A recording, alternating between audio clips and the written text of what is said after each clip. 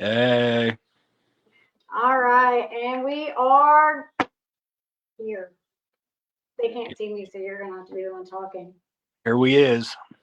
Your camera down there. All right, welcome to another segment of Pages from Rock Bottom. I'm Ken, I'm Matt. and this is Ryan Rogers. What up? He said, "What up?" Tonight's segment is about the ones who hold us up, honoring the mentors, the peers, the recovery warriors who walk beside us, not behind us, but with us. But Ryan is one of those people that did that with me and Matt both. Right now, I'm not on camera because I don't know where it's at, and Ryan's like, move it back. But I don't think that's it. It's fine. It's fine, man. We got this, guys. We did have it figured out, and then the whole there. Hold on. Is that it? Or we gotta look up there, right? Yeah. Ryan, can you see us? Yeah, I can see you and then part of Matt's shoulder. See? Hold on. I see him. Don't mess with it. Oh, I you just- said okay. Hey, Becky. Hi, Becky. Hi, Ryan, Becky. say hi, Becky. Becky. All right, so we're gonna be sitting down and talking with Ryan tonight. Someone who's been more than just a mentor to me and Matt both. I used to go in and sit down and steal his books out of his office for a little bit. Days. Something I needed to read or work on. You stole that fair and square. I did, and you didn't ever seem to care or mind. But I always went in and I would just I have my coffee or something, just curl up in the chair in a hoodie and just sit and talk about my issues. What about you? You just called me out of my bullshit. Yeah. But Ryan, tell us a little bit about you, and then we'll start. Well, hell, I don't know what y'all want to know. Tell us where you're from. So I'm originally from Fayette County. That's Washington Courthouse. I moved down this Portsmouth area, Sauter County area, 2014 for treatment, and I just kind of stuck around. It didn't seem like there was a point going back home. Started building a life down this way, so I just stayed. Probably one of the better decisions in my life, you know. I'm a recovering addict as well. And I think when I went through treatment, it's I had quite a few people that kind of held me up when I was there, you know. Name drop, Jody Colley, one of them people. That's my dude. He's been there ever since I came around. But people like him, really the big reason why I wanted to kind of start helping people more, you know. Other than that, I mean, fuck, I've just been living life ever since, you know. How many years do you have? I just had 11 years in September. What? 11 years. 11? I'm coming. I'm coming behind you. I'm coming. That's You're all gonna be way ahead of me, but I'm getting there. I'll be here waiting. You're gonna be way ahead of me by the time I get there. You're like, okay, bye. I got 21 years, you know, and I was like, yeah, Hey, any day it's a great day, you know, especially it is. Stay clean. Rebecca said, congratulations, Ryan. Oh, thank you, Becky. Thank you, Becky. All right, back to you. What about me? How did Ryan? I'm sorry, Ryan. I've had a meltdown. It's one of those lives on life terms type stuff, you know, and Smash computers. it's anger management. Like, where are you at when we need you, Ryan? You know what I mean? So Hey, sometimes like that stuff's in that first step, man. Acceptance. I got all kinds of that. You can't control computers. I mean, you can. They just kind of do what they want sometimes. Yeah. Well, it was one of those moments. I got something on What is it? my eye. I don't know, I burned my eyeball. But burn makeup. I'm not gonna lie. It's possible. So tell us how Ryan helped you. I don't know. I started to talk to you, but then I was like, Ryan, tell us where you're at, where you're from. Ryan helped me in a lot of different ways, especially when it came to you. Oh. He was always willing to call me out of my bullshit, but it was someone I never felt judgment from. And that to me meant everything. Because even still today, I have trouble meeting people where they're at. I was just talking to her about this yesterday, and I struggle with it. And you make it seem so fucking easy, dude. I don't understand it. I don't know, man. Like, I think, like,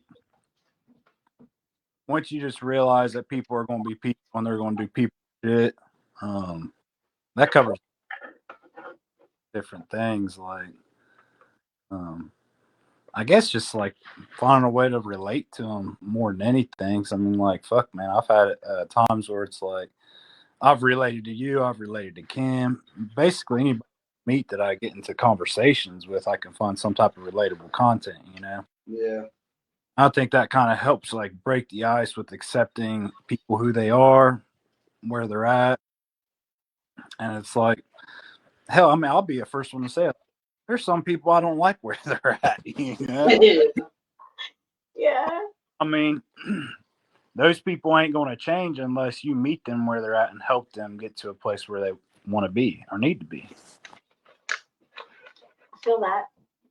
I go Yeah. through that with my brother all the time. Hell yeah. Yeah. I was talking to him today, but like, he's still out there being crazy and stuff, but like, no matter how much I want him to change, I still want him to know that I'm there for him. With boundaries, of course. And but okay, I'm not gonna lie, like there's times I'm like, why the fuck doesn't he get it? Right? Why doesn't he get it? Why doesn't he want to change? But then I have to rewind it back like and think back like, well, you were like that. How many times were you just like this in the same situation? And meeting him where he's at is what helps me realistically with it, because he's not going to change until he's ready to change. He's not going to get help until he's ready to get help. Yeah, I mean, I agree with that too. Like, people gotta actually want the help. Yeah, absolutely. But I also think about in like the long run, say this person or individual does finally get the help that they need and they start doing better, like, you're gonna be like the first person that he remembers that was there for him no matter what, you know.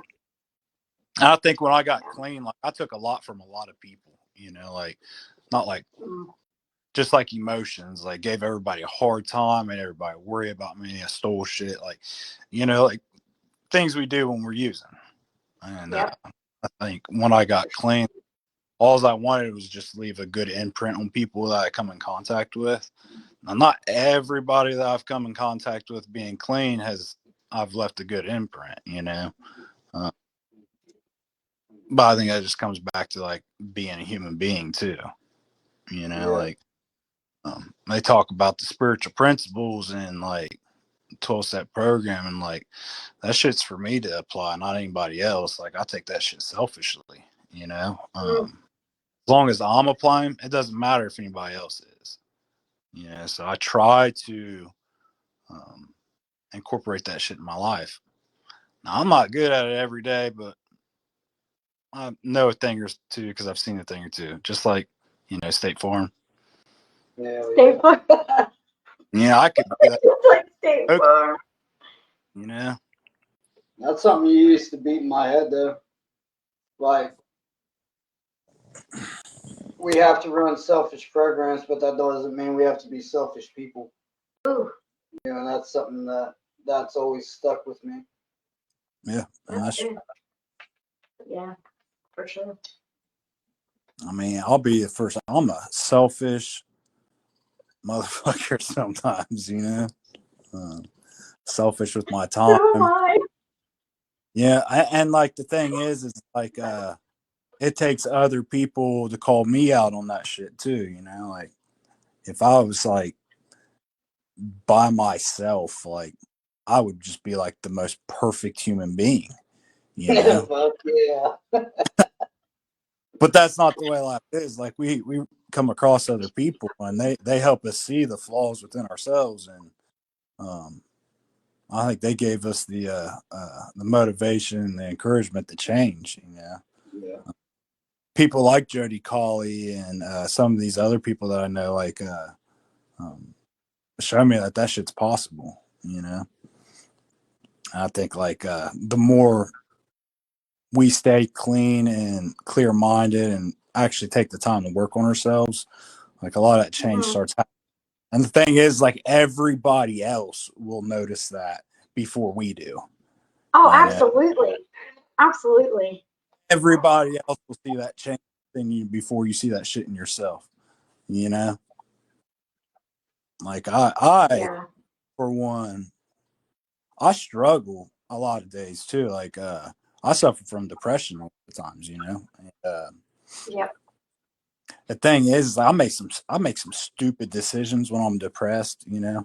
And I think they're like the greatest things ever. You know what I'm saying? Like I don't even feel depressed. That's the thing. It's like all these other people are like, well, you know, somebody with depression would probably say that, and they wouldn't even know they're in a state of depression. You know, when I'm in a state of depression, like I have no idea. And it's like these people that hold me up are like, brother, you're fucking depressed, you know? So Yeah. Yeah. I'm stubborn too. So But go ahead. yeah. Do you have to get told that you're like, do you know when you're in the state of depression? Like, do you know, like, well, shit, I'm depressed. Like, I can tell when I start getting depressed and I'm down and out, like when I'm more further into it than I would at like the very beginning. Does somebody else call you out and be like, hey, are you depressed? Or do you catch that yourself? So a lot of times, like here lately, I can catch myself going into it, but there's some times where it's like so sneaky and shit. It's like a fucking ninja sometimes, and it's like I'll start acting out on some of these thoughts and behaviors, and somebody be like, "Hey man, like, are you okay?" And then it's like throws me in check. You know, it's like, nope, I'm not. Do I act okay? No.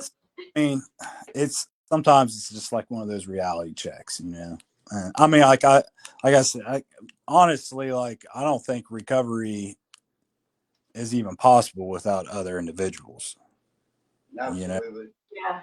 you guys went through treatment. You know the saying, like when left to our own devices, like we basically fucking destroy ourselves and everybody around us. You know. Yeah, absolutely. My absolutely. best decisions got me where I was. Yeah. Yeah, basically. Yeah. I think this like. And I used to love telling clients that all the time, you know, like, hey, if you was the only person on this earth, you'd just be the perfect human being, you know. But here the fuck Yeah, we are, you said that surrounded by people. You know, so I mean, we're not perfect. Like there ain't not a single soul on this earth that's perfect. Maybe children. Yeah. Children are If perfect. there is, I want to meet that person. I'd Children, like to pick their brain for about. they know no better, so we can kind of look past that shit, you know. Like, Yeah. Yeah. I think children are like the best things ever, you know. Yeah. And I have kids, and they're fucking hellions, you know. But I, So, and are they? and they Do they get on, act just like you? yeah, maybe Yeah. worse. Yeah. But I mean, Yeah. I love them to death, and I mean, like they're like a big motivating factor in my life, and they like also like it's like a double-edged sword with them. They make me the happiest and the most angriest sometimes. Oh, fuck They yeah. test, Oh my gosh. they test You every, said it. you You know, said like it. Yes. Your patience, who you are as a person. They make you question if you're a good parent. They make you question if you just got done folding the laundry correctly or not. Because I'm telling you, That's my I dog. wouldn't go that far. Yeah, maybe for you, but not me. They rub me the wrong way a lot of times, like worse than anybody else. Like, but they also like teach me that unconditional love too. You know, it's Yeah, like they absolutely. do all this stupid stuff, and it's like, you know, I'm still gonna love the fuck out of you. You Yep, know, right or wrong. Yep. I think recovery's definitely helped me like look at that shit a lot more. But I don't know. I mean, kids will be So, kids. when it comes to your line of work, how do you? Okay, like the whole time I was your client, I would never known whether you're going through something or not. Like you figured out how to compartmentalize it so good. You know what I mean? How do you keep them separate? I How do you wouldn't. not get your home life to work with you? I wouldn't say that I do. You know, sometimes it's easy to just like put my shit in the back burner. I'm really good at doing that actually, and putting everybody else ahead of me. You know. Easy. However, I'm not always good at that. Sometimes like home life bleeds into my work, and I'm like I've it's about a year, if that. Like I went through a real bad depression phase, and everybody at my work could tell. You know. And if they can tell, I almost guarantee you that clients and everybody else can tell too. You know, me just not being myself. Yeah. And I've been talked to about that stuff too, and like that stuff kind of helped me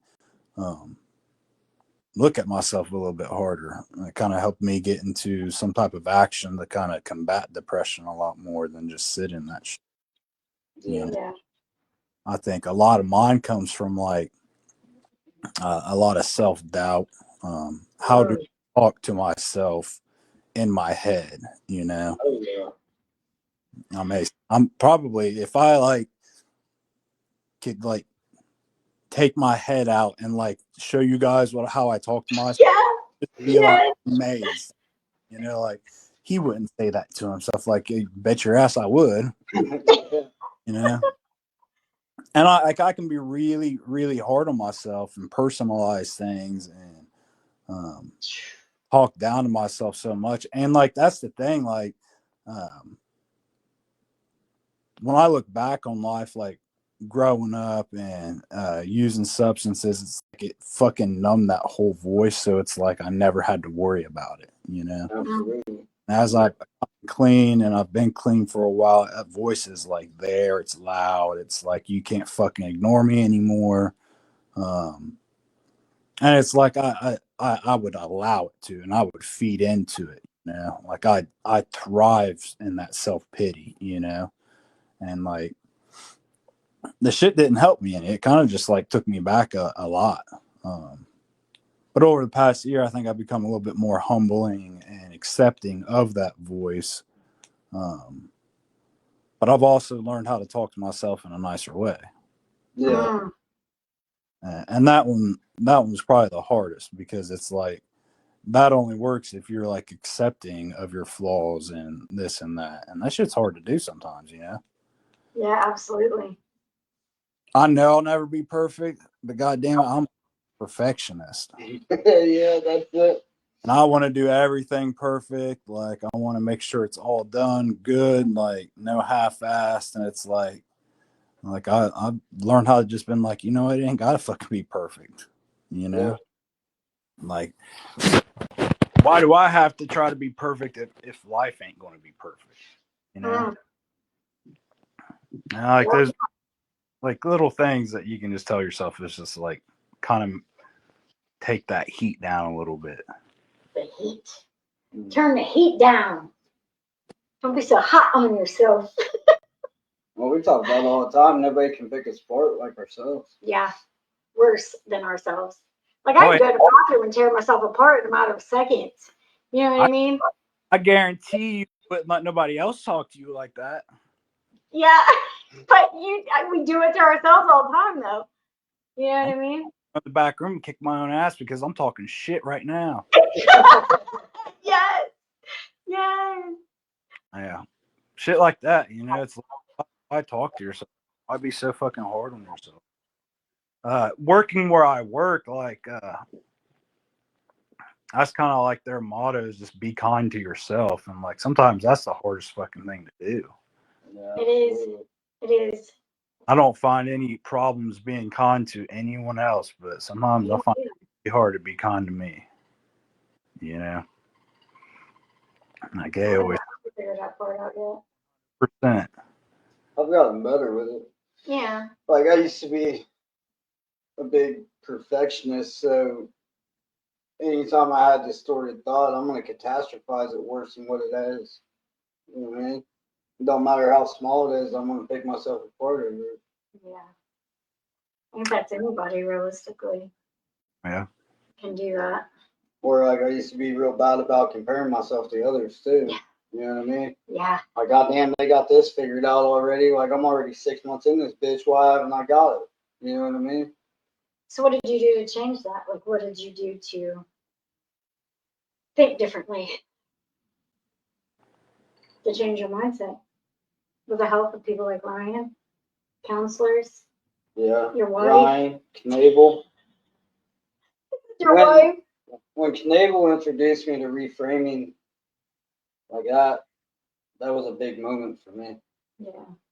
Because I learned how to take all that negative shit and spin it around into something positive. Oh, Like, yeah, I failed, but at least I'm making fucking progress on it. yeah, for You know sure. what I mean? I think the biggest thing is like you just didn't give up. Oh, there you go. I like that. That's it right there. Yeah. Kept fighting. Kept fighting, kept moving forward. Yeah, basically, I think that's what needs to be done is just like your give up game's got to fucking get strong. You know, like you Yeah. can't. What? Yeah, I didn't come this far to give up. You know what I mean? That was my motto. Yeah, and I mean, like, I think like they say like the first year in recovery is given to you. I think that's basically is like you're in treatment most of the time, and it's like wide. It's like you don't have a lot of outside issues, and some people do. So don't take that like I'm saying that nobody has issues when they go to treatment. A lot of people still do, No, but everybody's got a choice. but they're like separated from that. You know, Yeah.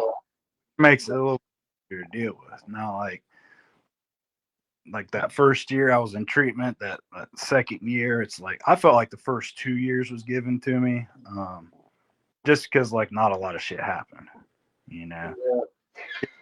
Law, Yeah, sitting and learning stuff. Go wake up at 7, get a fucking group. You know?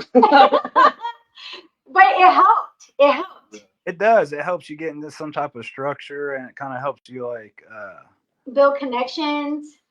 build as well as like fucking some skills to kind of manage some of this shit that you may go through.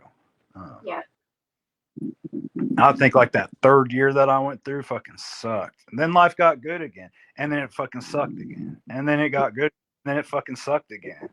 And it's like, God damn, is this how it's going to be like my entire life? And like somebody was like, yup. And I'm Yeah. bring it on. Yeah, but you've already done it so many times, so like you've got the skills when it happens to get yourself through that, that down spiral to get back up again. It's hard sometimes, but like we do it too. We go through those little, you know what I mean? Well, it's just like, it's normally when something goes wrong, like, I still kind of catastrophize shit. Something small will go wrong, and I'm like, all the fucking big ones coming. Like, some shit's about to fucking happen. You know what I mean? Yeah. Yeah. I think like a lot of people expect to be like there's an easy answer to a lot of things and this and that. It actually it is an easy answer, especially for us that's in recovery. It doesn't give us like thousands of different tools to deal with all these different situations. It gives us like small amounts of tools to deal with 1,000 situations. Yeah. Yes. Different situations, but I can use the same fucking tools to get through basically all of them. Yeah. And a lot of times it's like those connections that we build, the things that we learn, how to cope with things. Like, I think the biggest one though is the connection. Yes. Um, Linking people to certain people that's been through that. If I'm with somebody and they're like, "Oh, I went through this and I don't have any experience with that," I guarantee you I can find somebody that does though. Yeah. Absolutely. Absolutely. And I think that's like what's cool about like recovery and treatment. It's like you meet all these different individuals, you hear all these different stories, and then you meet one individual that's really struggling with something fucking crazy, and then you think back, it's like, oh, I fucking just talked to somebody like a year ago that was doing the same thing. It's like, let me give you this guy's number, Now, doing that, it's like this person may never even call him, but it doesn't stop me from fine, Is that better?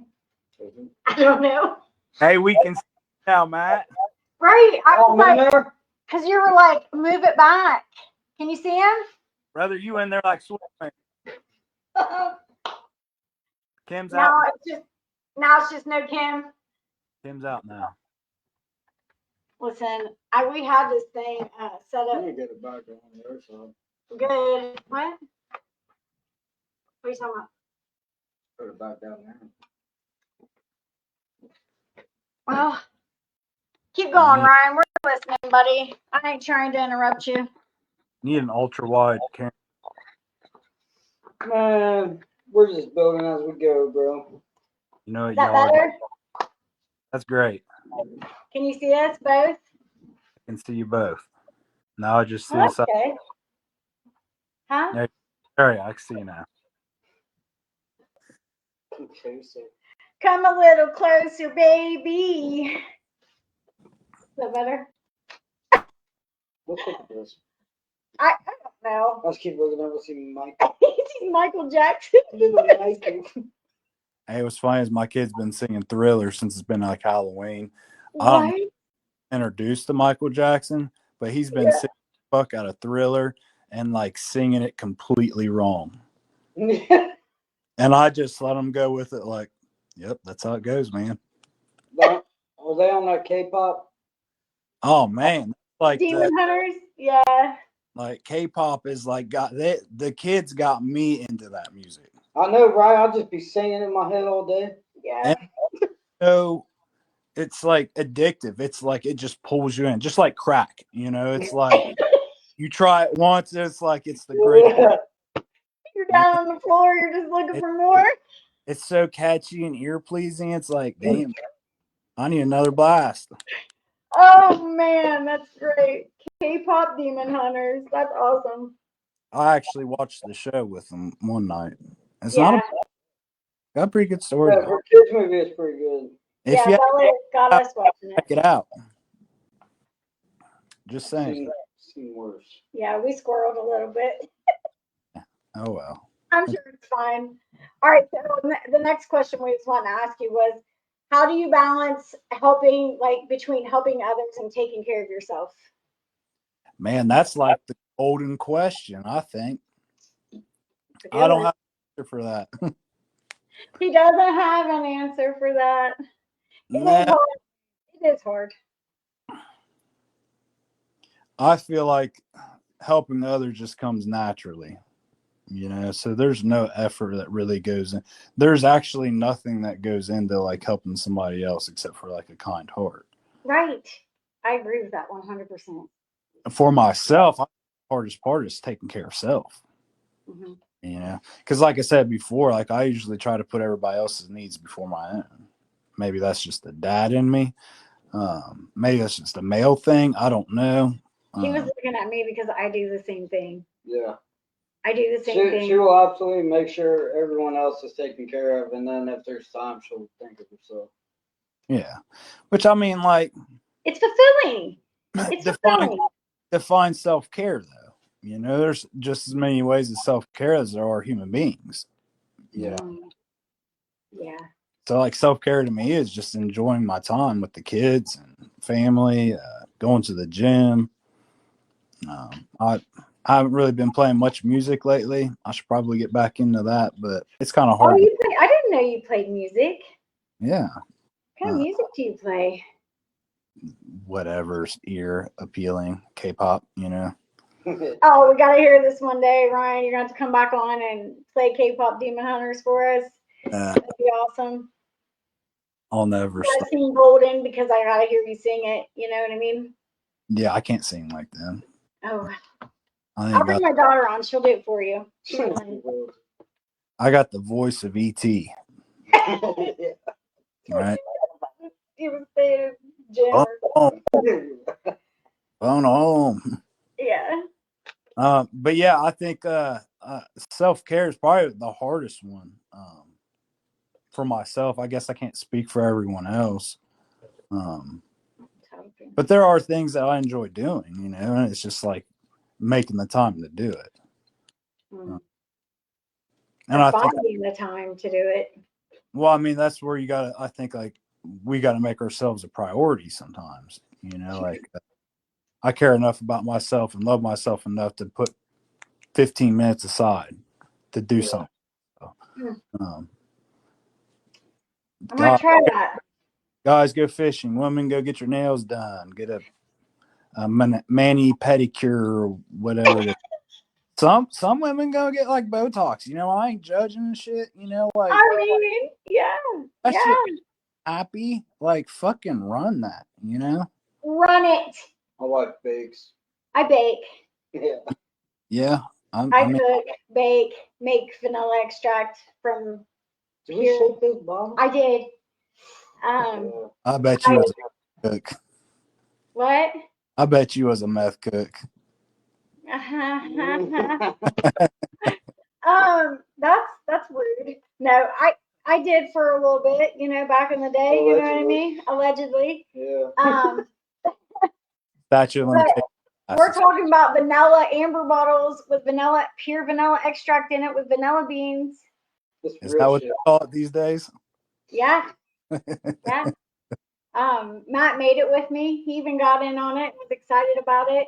I get excited about baking, making cakes, making any type of good foods, different foods. Yeah. I like to grill and smoke a cigar. I haven't smoked a cigar for a while, but I quit smoking altogether and vaping. I don't do none of that shit. I That's why I got fat. I vape for sure. I quit smoking and vaping, and mints became my best friend. Yeah. And then Fuck out of mints. so then, you know, then pounds became my best friend. And then well, now I just love food. Don't we all?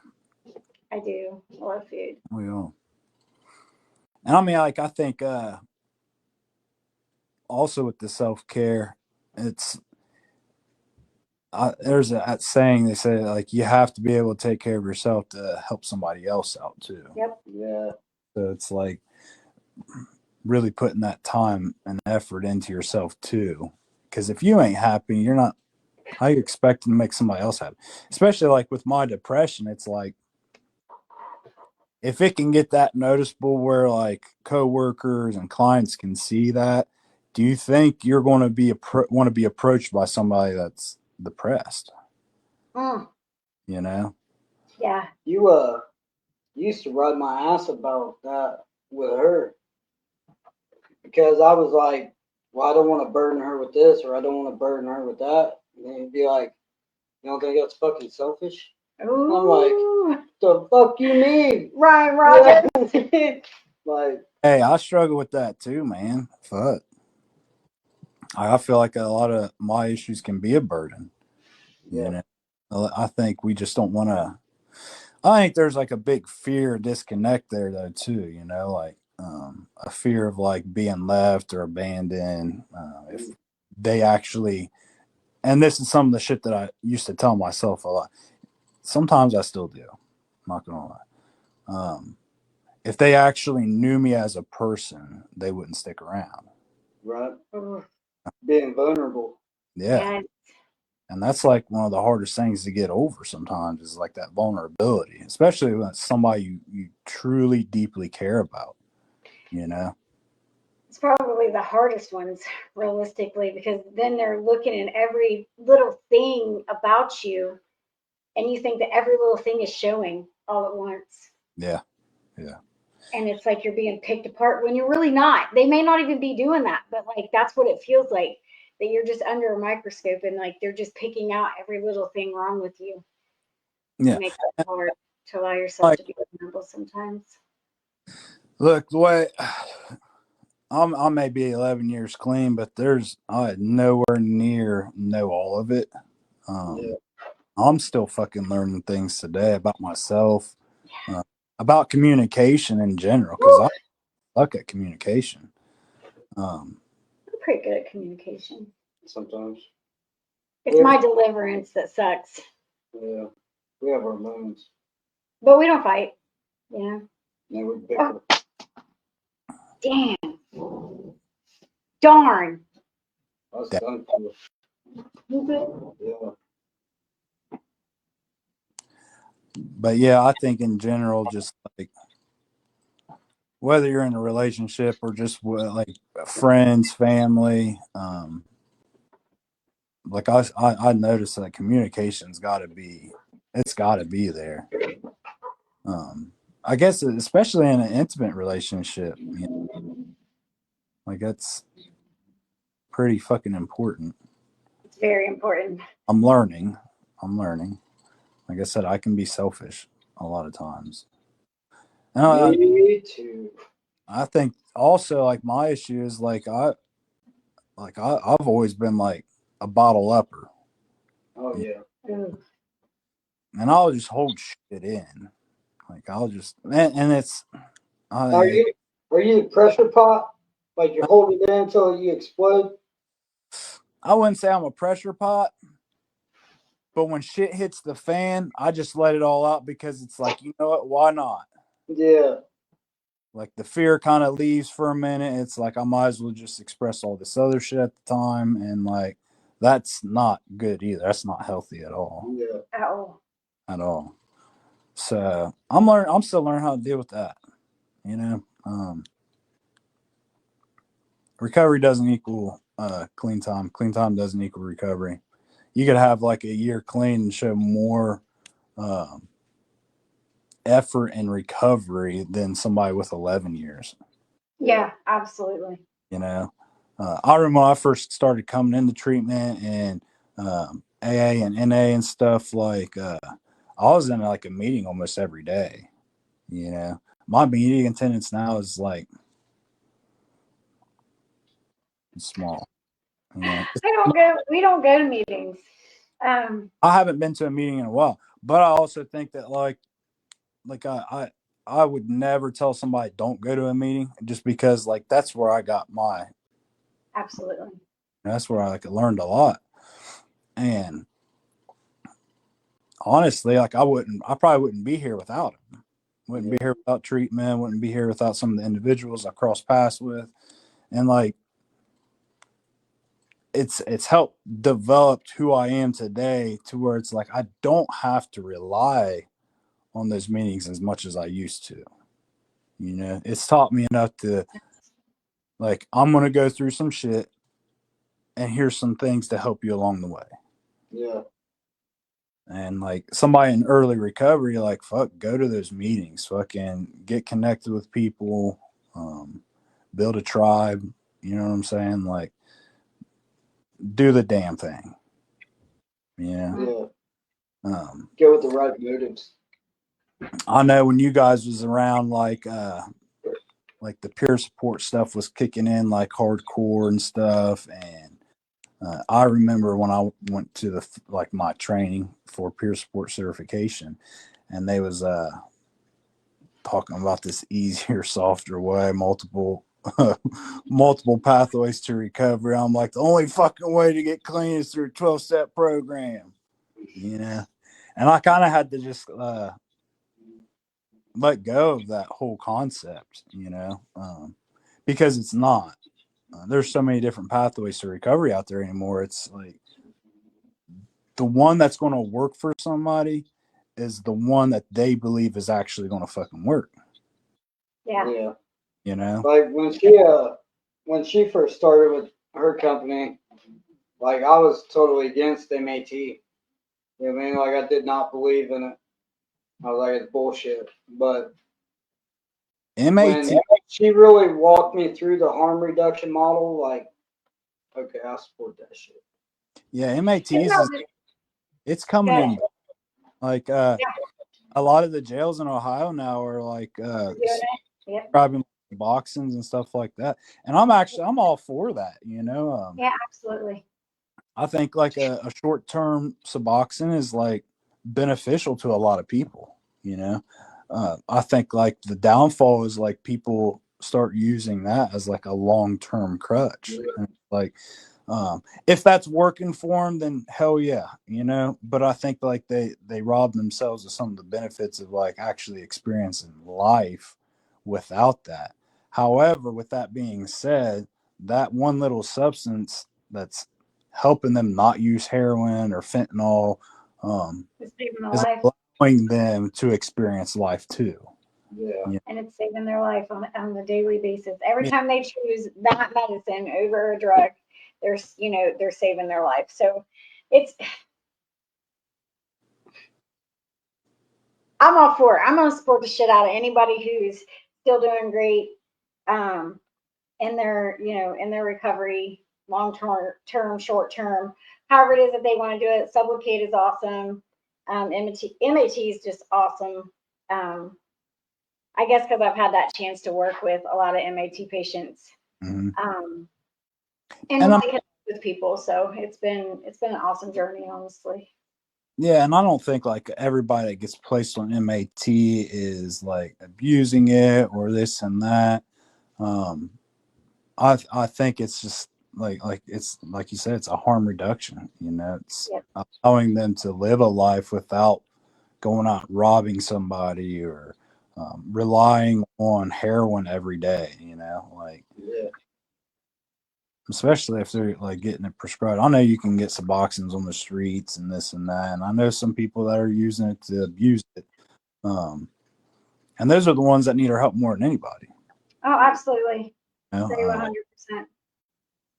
They don't need us throwing judgment and shade on them for like being hooked on Suboxone. I mean, it's like fuck, we was hooked on heroin and meth and all this other shit at one point, you know.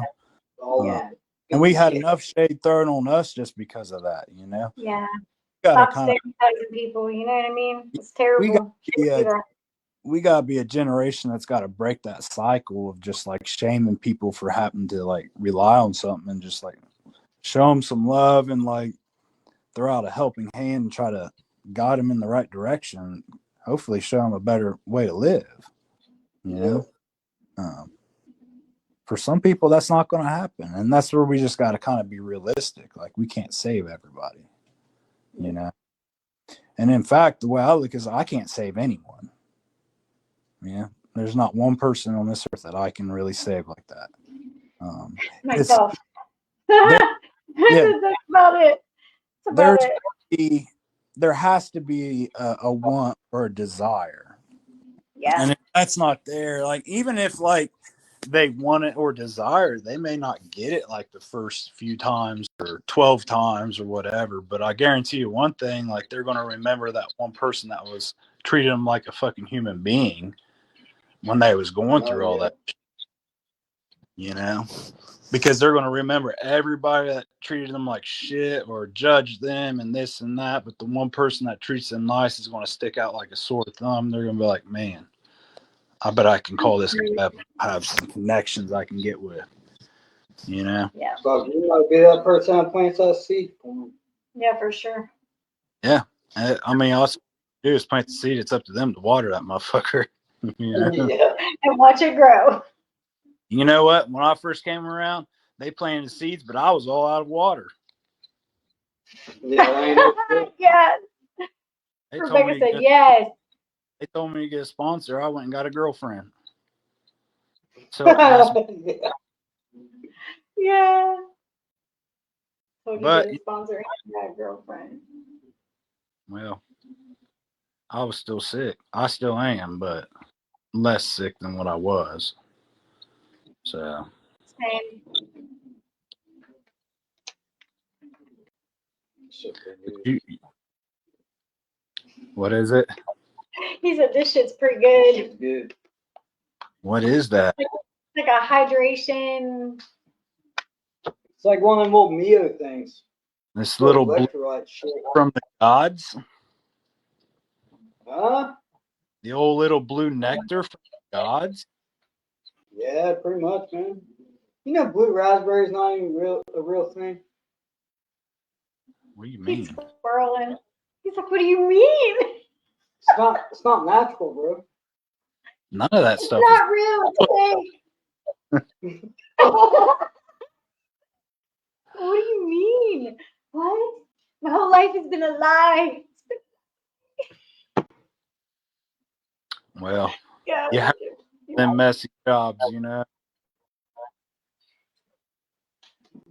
Oh, messy jobs.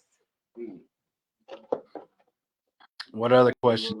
Oh, so what's the hardest part about being the helper when you're still healing too? That's a pretty good question, That's you a know. good one, isn't it?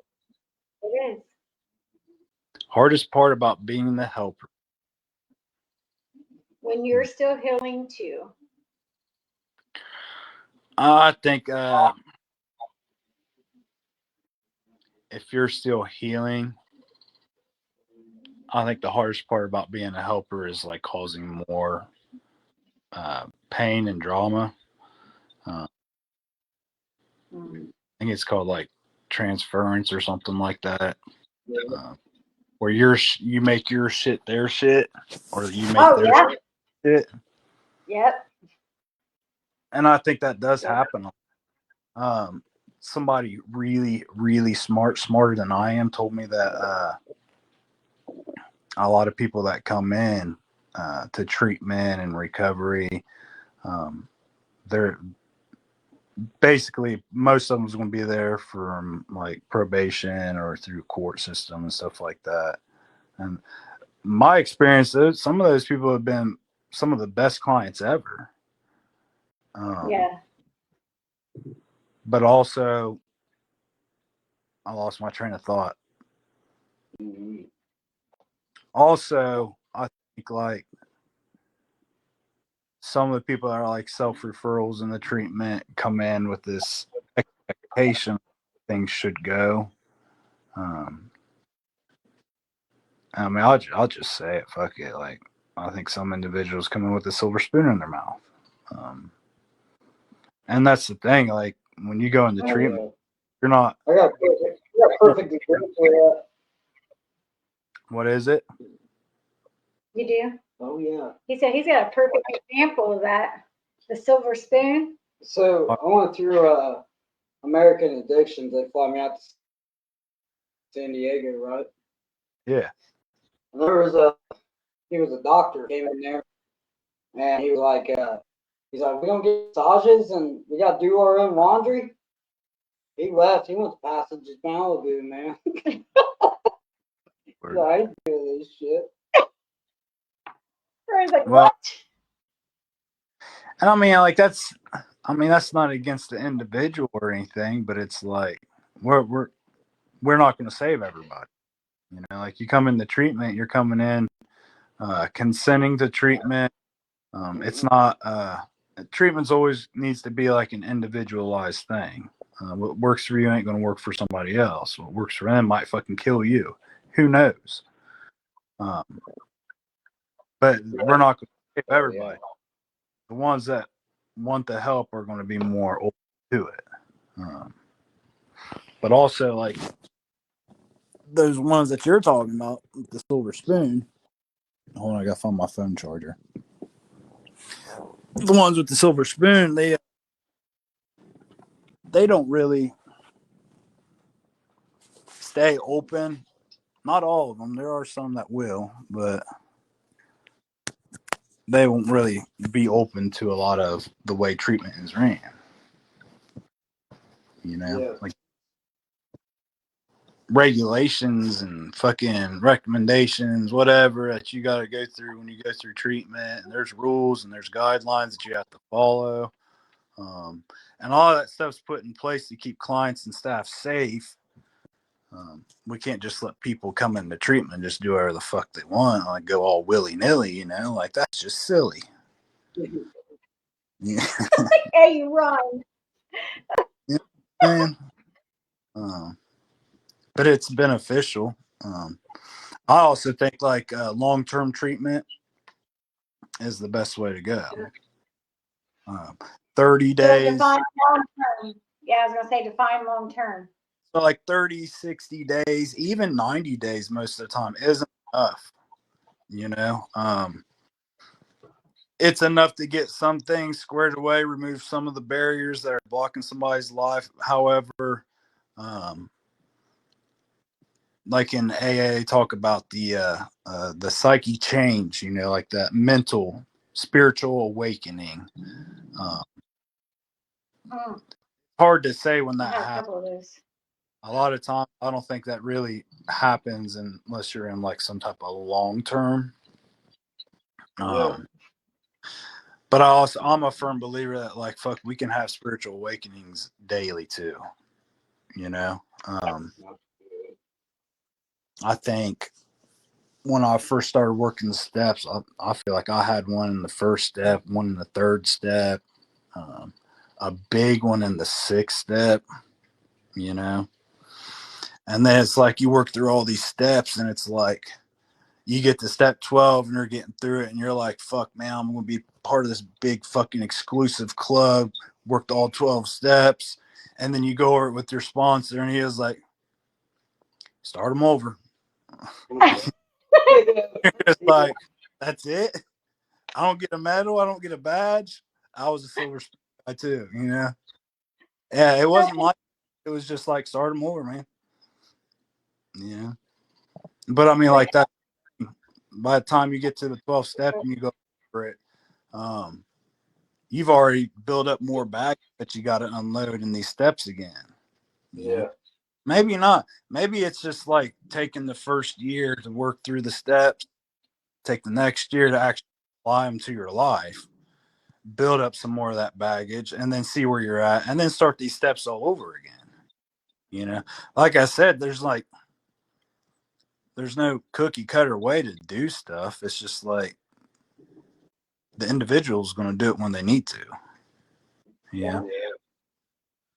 I tend to lack on step work when life starts going pretty decent for me. Well, hell yeah. You know? You got this shit figured out. Yeah, I would. That. For me. When shit hits the fan, that's like the first thing I resort back to is fucking step work and sponsorship and like I'll just be honest, like I'm horrible about reaching out to people. Like I suck at that. And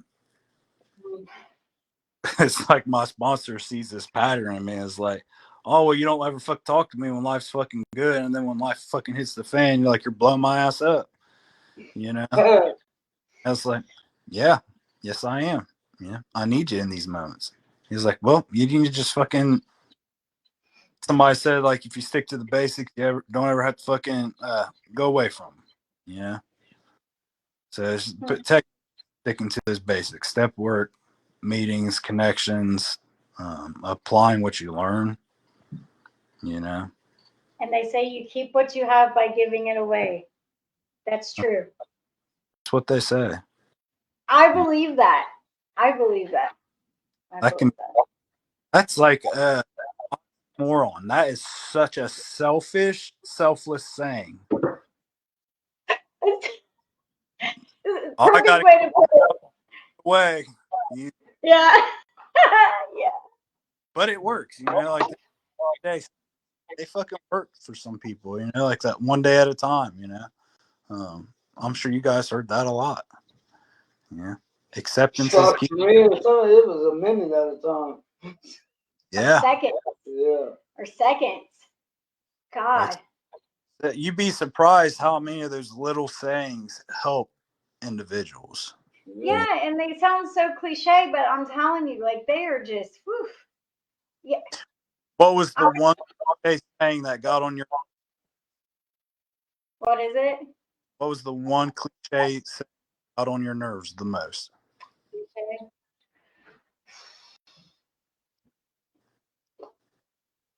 I don't know.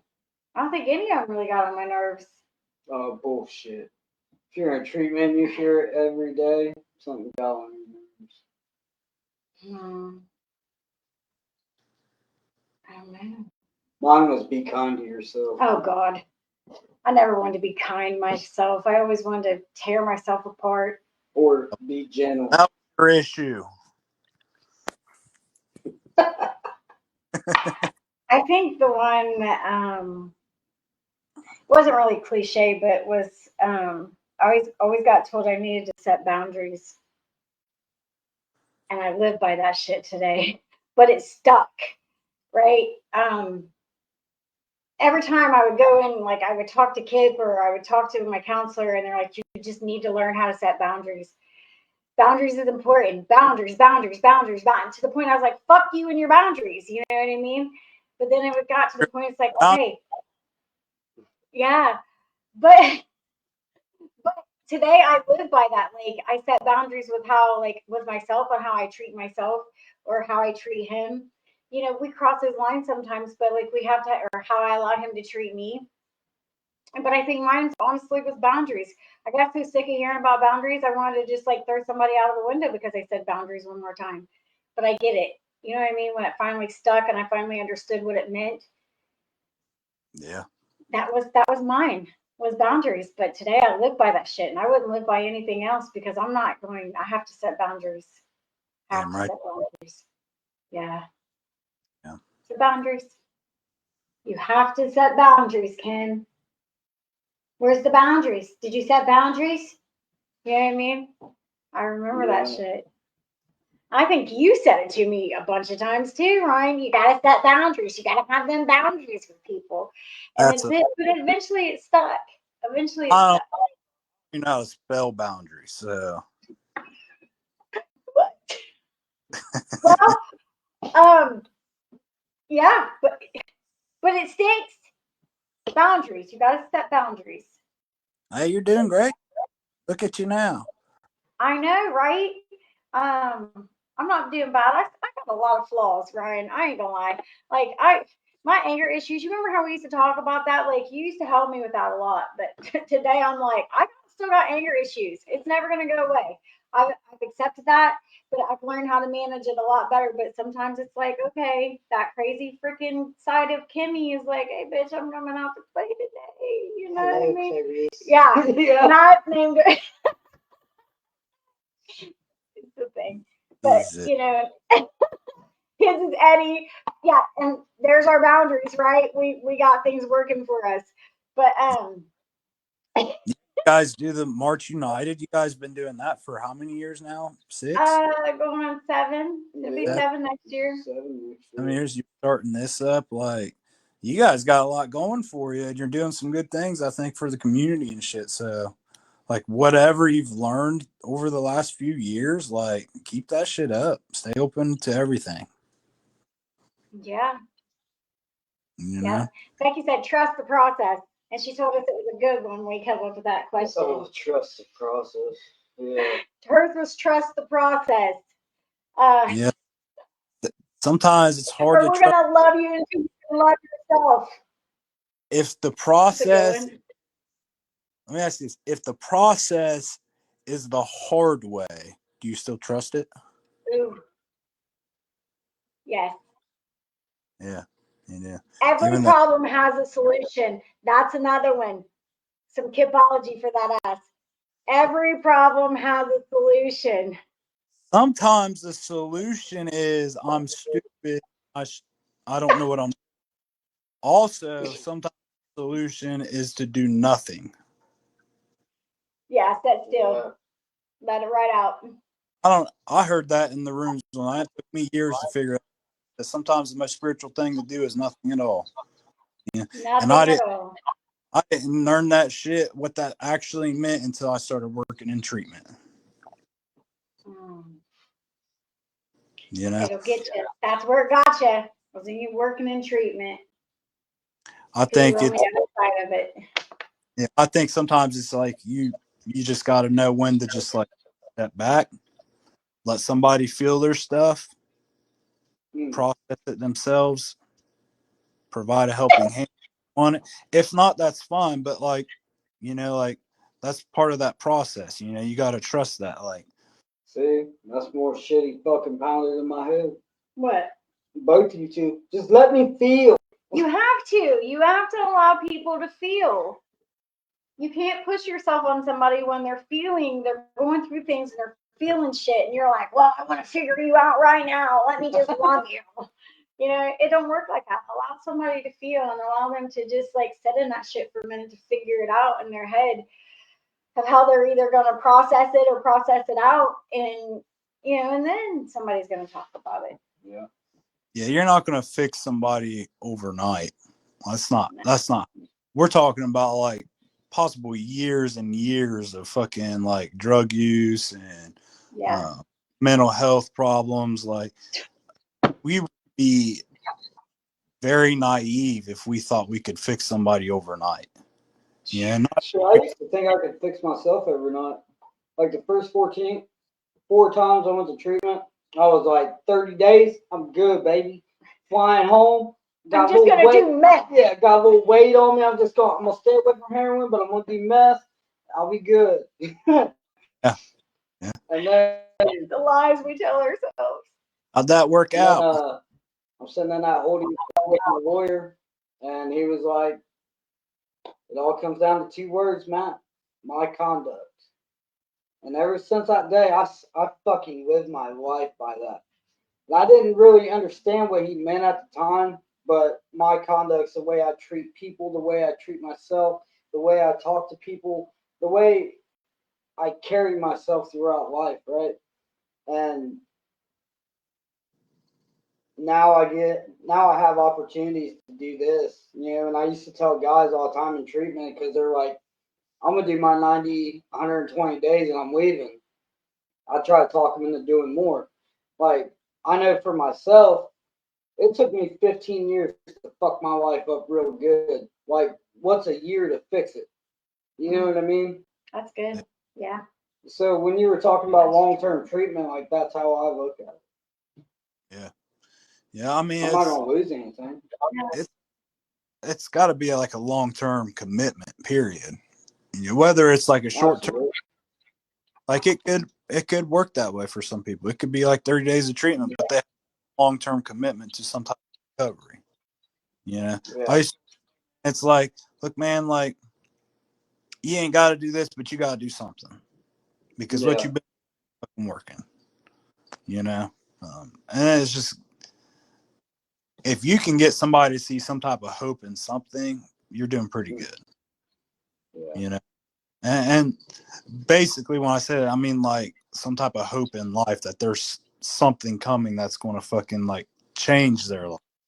Yeah. And we may know what we're talking about before they even see that, but we don't, they're going to see, they experience that on their own, just like you guys did. Like, there's hope out there. You guys reached for it, you grabbed it, and you hung on to it ever since, and look at y'all now. You're you're helping other people, So do you, Ryan. So do you. And you have. I try. Some days I don't feel best, but you know what? We still do it. We do. We do. We still do it. All right, one more thing. A message you could give to anyone right now who feels like giving up.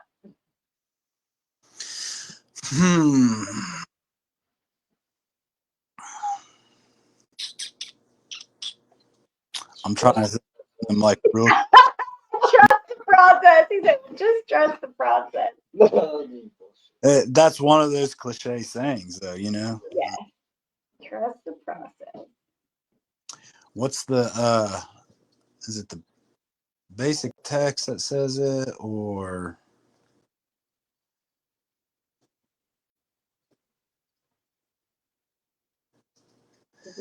Says you can't think your way into a new way of living, but you have to live your way into a new way of thinking. Yes, I think it is the basic text, but that's a good one. There you go. Is that your message to someone who feels like giving up? Yeah, if you want to change, you got to put some action. Yeah. Your Action. words are meaningless unless you put action into them. Yeah. What's your message? My message? Don't give up and always fight for who you want to become. Believe in yourself.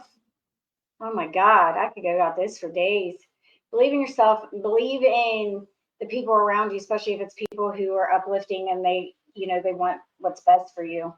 Or just find your circle and build from that. Start your foundation.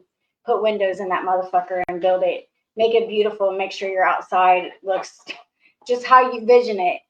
And trust me, things will start falling into place. Like once you start believing in yourself and who you want to be, who you want to become and who you want to be, everything will fall into place. Trust the Just process. don't give up and trust the process. Don't give up and trust the process. Yeah. What's your message? My darkest moments became my brightest light. It's why he asked other people to do theirs first, so that way he can come up with a great one. Y'all play a part in your own suffering. You get to choose how you want to suffer. Yes. Make it a good one. Yeah, make it a good one and just trust yourself and believe in yourself and just don't give up. Don't give up. Like just keep, even if you do give up, just it's how you get back up is what's important. Yeah. Like when you fall, like don't try not to get, I know it's really freaking hard. Try not to get down on yourself, but like just keep pushing through and don't give up on yourself. Oh, that's a cliche saying that Miss Ashley used to always say to me. What? We are the author to our own story, and it used to piss me off. You know what I'm saying? Like things happen to me, not because of me. You know what I mean? But when I embrace that shit, I do write my own fucking There story. you go. There's another big word. Embrace it. Embrace the change. Hell yeah. There you go. Hell yeah, Ryan. We appreciate you, and it was so great to have you on. And it says one thing that we've all learned from each other. Love. Fuck yeah. Love yourself. That's Love. one. Just love Still write books because he had all kinds of good ones. love yourself and everybody else, man. There you go. And we really appreciate you. I appreciate you guys for having me. Oh, you're welcome. You're welcome. You want to say anything? He knows how I feel about him. And join us this Wednesday. I don't know if you know Ellen Daniels. Oh, she coming on? Ellen will be on Wednesday. Brother Ray will be on next Monday. And Brother Ray will be on next Oh, Monday. Oh, Ray. Oh, Ray. Yeah, oh, Ray will be on. For real, we really do appreciate you, Ryan. You're a kind person. You helped us both in so many ways, like you can't even imagine. Even though we don't talk that like really at all, but you still are an inspiration to us. We'll go back to some Ryanology sometimes, Oh, Ryanology? And you better trademark that bitch, bro. Huh? I ain't never heard that before, ain't ever. Well, now you have, but you still help us to this day. So we take things that you helped us with and taught us, or helped us teach ourselves, I should say, and we still use that shit today. And thank you very much for that. We appreciate you. Oh yeah. Thank you, Ryan. They say early in recovery to find people that have what you want. And I know definitely early in my recovery, you were an inspiration to me. Had that. I can genuinely say that. Good. Keep spreading that hope, keep spreading that inspiration, and keep being you.